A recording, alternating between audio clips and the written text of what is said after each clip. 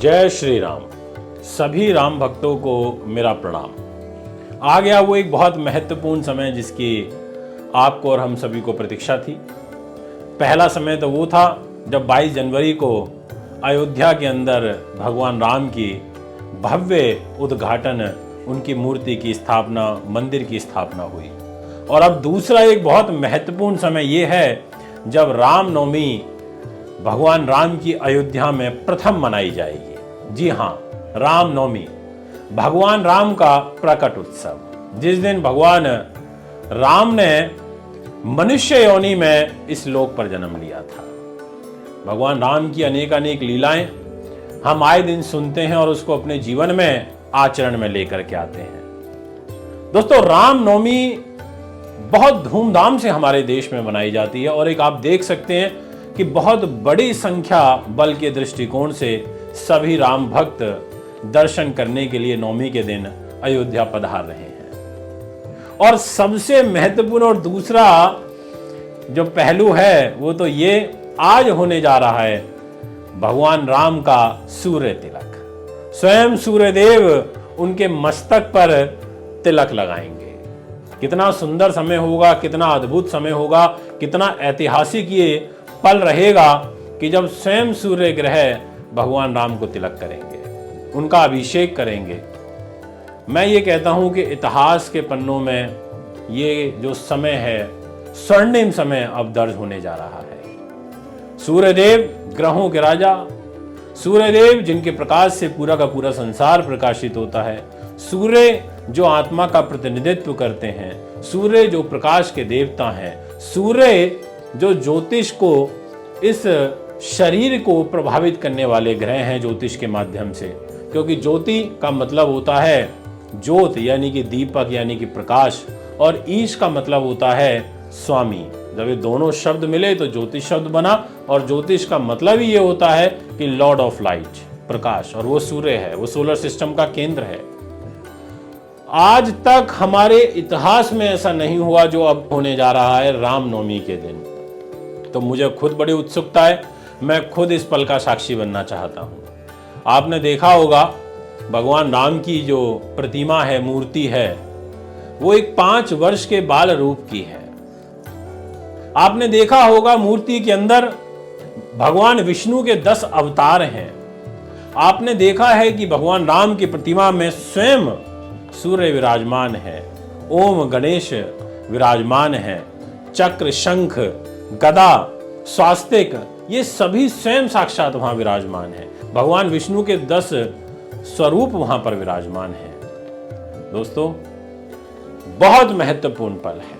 मैं तो उन वैज्ञानिकों को विशेष रूप से ये धन्यवाद देना चाहता हूं कि जिन्होंने जो इस कार्य को करने जा रहे हैं, जिन्होंने अभी एक सफल परीक्षण भी किया था और आज ये इतिहास में दर्ज होने जा रहा है। और देखिए, सूर्य की जब किरणें इस शरीर को मिलती हैं तो इस शरीर की ऊर्जा बढ़ जाती है, एक पॉजिटिविटी का वास होता है। सूर्य जब सुबह सुबह उदय होते हैं तो नई उम्मीद, नई किरण, नई ऊर्जा, नया उत्साह, हमारे एक नया विश्वास हमारे जीवन में लेकर के आते हैं।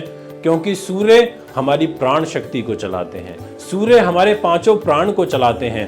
भगवान आदित्य हमारे जीवन के चक्र को संचालित करते हैं। और सूर्य की किरणें जब भगवान राम के इस मस्तक पर पड़ेंगी, जब उनका तिलक करेंगे, तो सोचिए कि मूर्ति की भव्यता, मूर्ति का तेज 1-2 नहीं, कई गुना अधिक बढ़ जाएगा। ये मैं आपको कह देना चाहता हूं, ज्योतिषीय गणना के माध्यम से आश्वस्त कर देना चाहता हूं। अब सूर्य का तिलक जब भगवान राम की मूर्ति पर होगा, उनके मस्तक पर होगा, तो आपको पता है ना, भगवान राम की जो प्रतिमा है उसमें माणिक्य जटे हुए हैं उनके मस्तक पर, हीरे जड़े हुए हैं उनके मस्तक पर, यानी कि हीरे से और माणिक्य से तो उनका तिलक होता है। और माणिक्य किसका प्रतीक है? सूर्य का ही तो है। जब जन्म पत्रिका में सूर्य कमजोर हो जाता है तो हम जातक को माणिक्य ही तो पहनाते हैं कि आप माणिक्य धारण करिए, यानी कि स्वयं भगवान आदित्य सूर्यदेव भगवान राम की प्रतिमा में मस्तक पर विराजमान है और एक बार पुनः वो उस मस्तक को ऊर्जावान करते हुए नजर आएंगे। एक नई एनर्जी उस हमारी मूर्ति को यानी कि भगवान राम को प्राप्त होने जा रही है राम नवमी के दिन पर। और एक बात और आपको बता देना चाहता हूं, ज्योतिषीय पहलू से बता देना चाहता हूं कि एक दो नहीं कई सारे योग इस राम नवमी पे बन रहे हैं और लंबे समय के बाद बन रहे हैं। सबसे पहला कि जब ये सूर्य तिलक होगा उस समय का जो काल है यानी कि अभिजीत मुहूर्त 12 बजे प्रारंभ हो चुका होगा और गज केसरी राजयोग जो सबसे सुंदर राजयोग ज्योतिष शास्त्र के अंदर बताया गया है वो राजयोग उस समय होगा। और इतना ही नहीं, एक केदार योग भी बनेगा, एक पारिजात योग भी बनेगा और एक अमला योग भी बनेगा। ऐसे शुभ योग रामनवमी के दिन रहेंगे।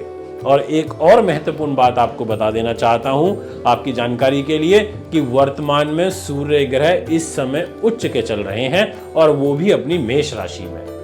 सूर्य का उच्च होने का मतलब है उच्च कोटि का फल प्रदान होना। भगवान आदित्य अपनी उस राशि के अंदर चल रहे हैं जिसमें उनको बल मिलता है, यानी कि अब उन्होंने मेष राशि में प्रवेश किया है उच्च होकर के और अब पूरे 12 महीनों तक हर एक महीने वो अलग अलग राशियों में गोचर करेंगे और फिर पूरे के पूरे सौर मंडल की एक परिक्रमा लगा लेंगे जिसकी शुरुआत दिनांक 14 तारीख से हो चुकी है। और अब रामनवमी के दिन भगवान आदित्य का उच्च होने का सीधा सीधा अर्थ है कि सूर्य की औरा, सूर्य के प्रभाव, सूर्य की किरण, सूर्य की जो रेज हैं जो हमारे शरीर को सुबह सुबह प्राप्त होती हैं, उन किरणों में इतनी जबरदस्त वाइब्स होती हैं कि वो व्यक्ति की जो प्राण शक्ति होती है जातक की उसको एक दो नहीं कई अधिक गुना तक बढ़ा देती है यदि सूर्य ग्रह उच्च हो तो। और इस समय वर्तमान स्थिति के अनुसार सूर्य का प्रभाव बहुत जबरदस्त है। इसके अलावा जो ग्रह गति कल की जैसा मैंने गोचर के अनुसार आपको बताया बहुत अनुकूल बनी हुई है, इसलिए मैं आप सभी से ये कहना चाहता हूं आज रामनवमी पर आपको विशेष रूप से इस ऐतिहासिक पल का साक्षी बनना चाहिए। और जब ये सूर्य तिलक भगवान राम का हो रहा होगा तो उस क्षण को अपने हमेशा के लिए आपको कैद करना है और जैसे ही वो किरणें भगवान सूर्य के मस्तक पर आएंगे तो उनको जरूर प्रणाम करिएगा। भगवान सूर्य की उपासना शुरू कर दीजिएगा।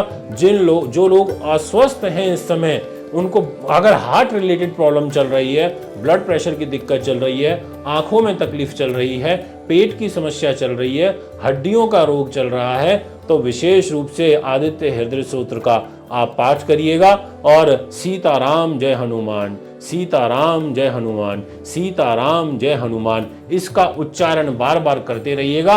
और ओम गणेश सूर्याय नमः इस मंत्र की माला का जाप तुलसी जी की माला हो तो अच्छा है, अन्यथा रुद्राक्ष की माला से भी आप कम से कम 2 माला अवश्य करिएगा। ओम गणेश सूर्याय नमः।